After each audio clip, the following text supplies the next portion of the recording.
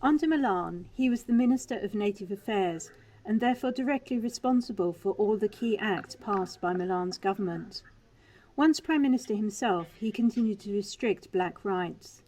The Extension of University Education Act of 1959 put an end to black students attending white universities and created separate tertiary institutions for the different races. Although this act affected only a tiny minority of Africans, universities were one of the last places where blacks and whites could legally meet on an equal footing, and as such it was a symbolically important act. However, the most significant act that Milan passed initially was the 1959 Promotion of Bantu Self-Government Act. This law classified black South Africans into 8 ethnic groups and set up territorial governments in each of the homelands. The homelands were designated lands for black people where they would be given a right to vote, so they would stop being South African citizens and instead become full citizens of these homelands. The aim was that these homelands would eventually become independent of South Africa, independent countries, but in fact South Africa was the only country that ever recognized their existence. And in practice, the South African government exercised a strong influence over these separate states, even after they became supposedly independent. This act is probably the clearest example of Verwoerd's theory of separate nations. Verwoerd believed that contact between groups would hinder the Africans' evolution into independent nationhood. And he promised that although, as I said, Africans couldn't vote in the Republic of South Africa, they would have equal political rights in their own tribal homelands. This idea of equal but separate nations was something new in National Party policy, as the previous leaders, Milan and Strijdom, had been interested simply in maintaining whites in a position of superiority, and they made no attempt to justify their overt racism. Verwoerd appears to have realized that internationally times were changing and that white supremacy was no longer a given that would be automatically accepted. Verwoerd's other important action was to turn South Africa into a republic following a referendum in 1960. This broke all formal links with the British government and the Queen as head of state, and in 1961 he also decided to withdraw South Africa from the Commonwealth. For Afrikaners, this was a highly symbolic act which they felt finally liberated them from the oppressive English.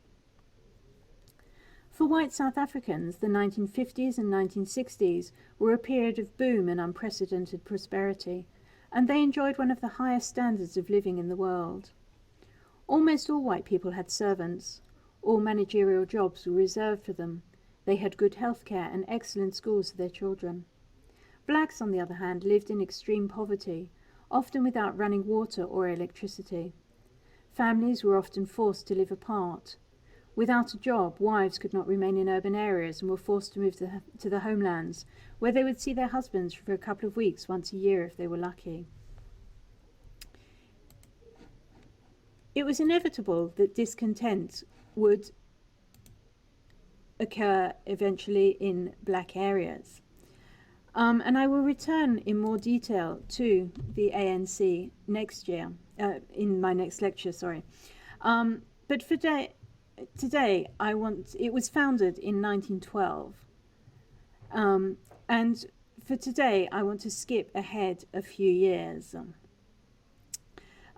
In 1952, it started a defiance campaign against unjust laws. This was a protest against the pass laws, where Africans refused to show their passes, and they assembled in front of police stations without their passes, hoping to be arrested and to clog the machinery of justice by filling the prisons. In 1961, at the police station near Sharpeville, near Johannesburg, the police opened fire on one of these protests. They killed 67 people and wounded 186, most of whom were shot in the back as they were running away. As you can see on these slides here, the initial panic in the top picture, the people running away in the middle picture and the bodies lying on the ground afterwards in the bottom picture. This resulted in a state of emergency. There was unrest all over the country, and during this state of emergency, when the government was trying to get back control, they arrested 98 white people, 90 Indians, 36 coloureds, and 11,279 Africans. So here we can see that the repressive policy of the government was very clearly aimed at the black population. And fearing further unrest, the government began to pass increasingly repressive laws. In 1963, it passed the General Law Amendment Act. This made it possible to arrest someone for 90 days without charge and without access to a lawyer. After 90 days, the person could be rearrested under the same law for another 90 days. So basically what happened was that they released the person walked to the end of the street, and then they were rearrested and taken back to the prison. And this act also allowed the state to declare organisations unlawful retrospectively. So people who had been a member of the Communist Party before 1950, when it was legal, could now be arrested because they were once members of an illegal party. It allowed for people convicted of political offences to be held in continuous detention after completion of their sentences. So even if you'd been to court, you'd been sentenced, say, to 2 years in prison, when you were released, you could then be immediately re-arrested under this law for 90 days. Released after 90 days, re-arrested for a further 90 days. And it was the Minister of Justice, Vorster, who deemed whether or not people were a potential danger to the country or likely to promote communist principles. And ironically, Vorster outlined his motive for introducing the bill by saying, I quote, "Basically, because the country is peaceful and because I want to keep it this way, I am introducing this bill."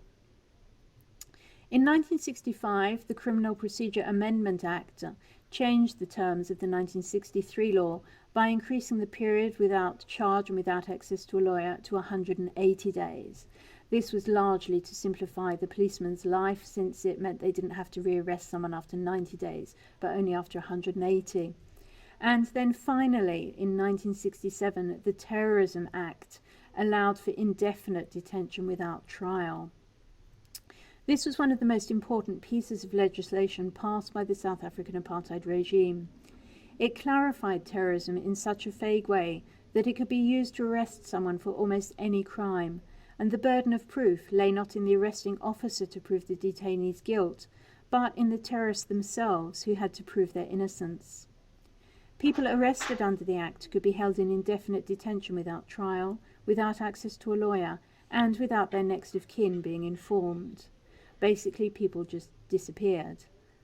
Abuse of prisoners was extremely common, and people died in detention with the police giving bizarre excuses.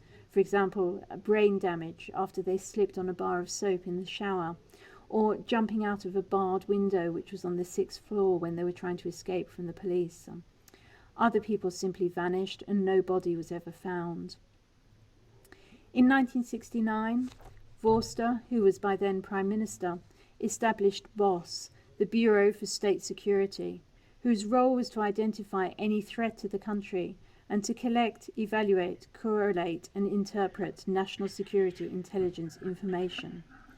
But despite these increasingly repressive laws, for most white South Africans, life continued unchanged. And that is the end of the second lecture.